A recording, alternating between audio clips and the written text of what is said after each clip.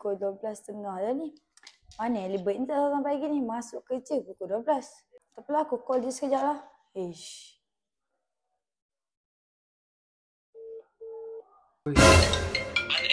Ai, dia call pula.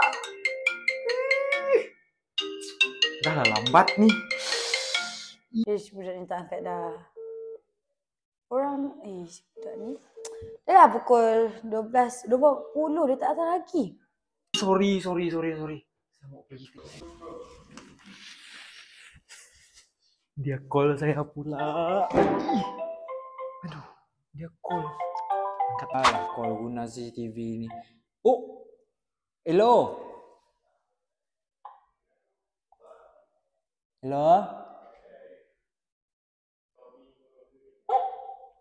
Kau kat mana?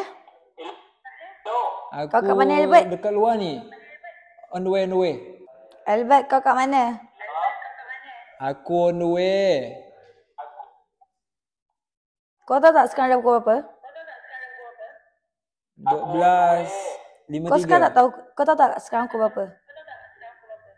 Tahu, 12.53. Minta maaf. Albert, cepat Albert. Customer dah marah ni. Kau kena review cepat-cepat tau. Okay, boleh. Okay guys. Kita cepat-cepat lagi guys. Saya mau balik kerja sudah ni. Okay. CCTV ni guys, dia dapat berputar 360 darjah. Kiri, kanan, atas, bawah boleh. And then dia juga ada dual communication. Suara jelas lah. Hello.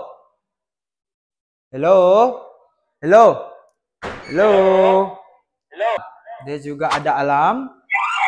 Lepas tu dia juga ada lampu. Disediakanlah. Nah. Lampu pun ada. Selain lampu, dia juga ada apa? Dia juga ada screen besar. Dia boleh video call lah. Ha, tengok. Dia boleh video call. Okay? So, guys, siapa yang berminat, cek back kuning ataupun masuk live sekarang. Okay guys, saya ciao dulu. Saya mau pergi kerja. Bye-bye.